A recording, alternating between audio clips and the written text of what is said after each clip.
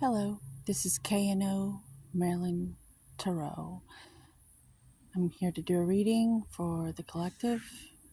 So take what resonates. It's not going to fit for everyone. So take what feels right and leave the rest for someone else.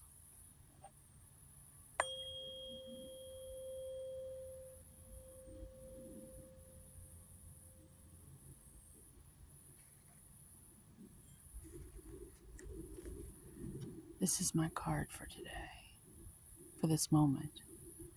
To me, it's Seven of Pentacles. Classically, it's about someone creating something. To me today, this talks about relationships and how we have synchronicities growing in the world, showing up in the world. That's what it says. There's one pentacle, the relationship with his self, in between his feet, his spirituality, his spiritual nature with himself. And the six that are growing are all things that are going to show up in the world. The relationship he has with consciousness that are going to sprout in the world.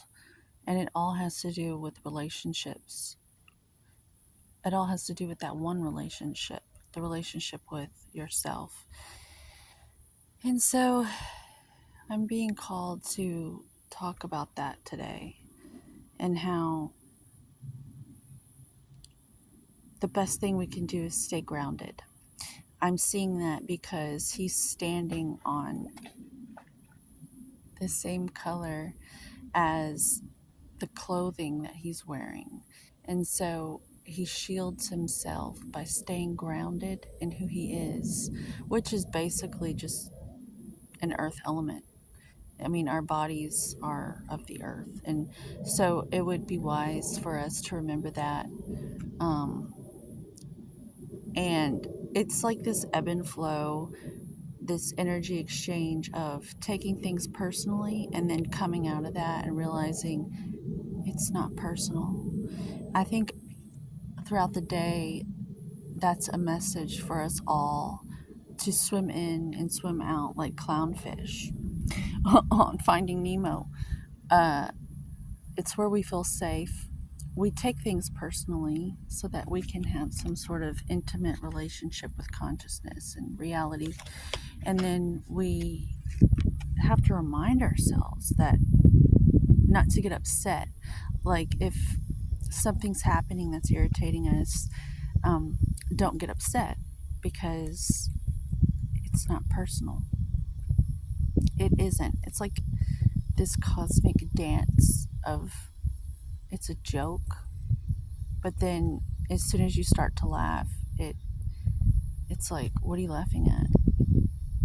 It's not a joke. I don't know. That's how it feels today, the energy today. Um,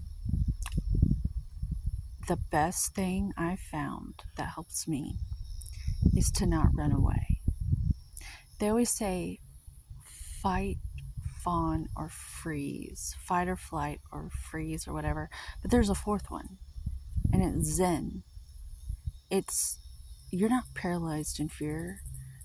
You're centered and you're grounded and you're not going anywhere. Like Neo on The Matrix. No. Or Wyatt Earp on Tombstone. No. And then you just, things seem to fall away that need to fall away. And then you're not even irritated anymore because the things that were irritating you left on their own. But I think the more we exercise this gift, this strength, it's like weight training in that specific particular area. The more we exercise that gift, you plant yourself right there, you're grounded, and then all of a sudden things sprout up from that, what you're planting, that state, that energy state of consciousness. That's when reality starts to shift. truly.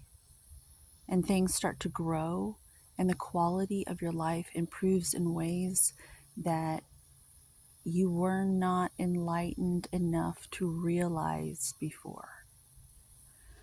And so you can, instead of living the life of your dreams, you can wake the fuck up and write the script and live a life of your aspiration, what you aspire to be in real life, in waking life. But it's all about the energy state of your consciousness. And I'm noticing his hoe, it's in the blood. It looks like red. And that always says blood to me. And that harkens back to the energy state and how water has memory. Most people know the workings where they show water has memory and it holds data.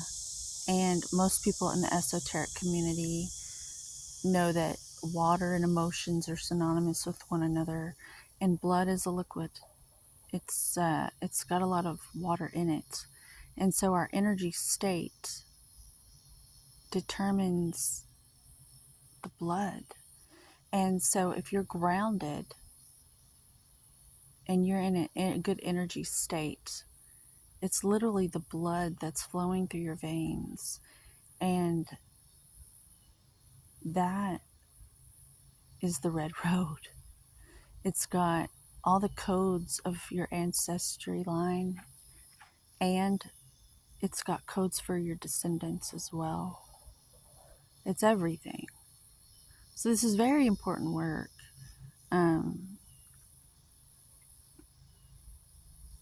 He looks really happy with what's growing. I'm also noticing there's a lot of leaves that look like the shape of hearts, and that means he's a heart worker. I've got this theory about linguistics, and I'd like to help people learn how to speak better words, because I get these messages all the time, these memos from Spirit telling me to change certain words. And one of a common thing in our tongue is, are you a hard worker? You know, and that's just, that gave a lot of people the excuse to bully people because they worked really hard and sacrificed their health to get to where they were. And we're changing things right now because we're not doing that anymore. We're going to be a heart-centered path, heart workers. We're going to listen to our soul and our hearts, and we're going to put our heart into what we do, even if it's sweeping the floor, even if it's doing dishes at the end of the day. If you have a smile on your face and your heart's into what you're doing, no task is too simple. And if you're a heart worker, it just, you're like making love to time all the time. And that's what you're tied to. You're a heart worker. So try that on. It's a tip. So just remember, the seeds you plant, the root of it is the relationship you have with yourself. That's of the utmost importance, because it's going to grow and manifest in the world. And we want that to ripple out, and instead of infect everyone around you, you can remedy just by the seeds that you're sowing. Being a heart worker. Having said that, please like, share, subscribe. I'd appreciate it. Ow, there's bugs eating me. Disregard that last statement. I rebuke whatever I just said. I rescind the invitation of what I just said. There are not bugs eating me. Yes. Hawk heard me. Confirmation. Thank you. That was erased from the Akashic record.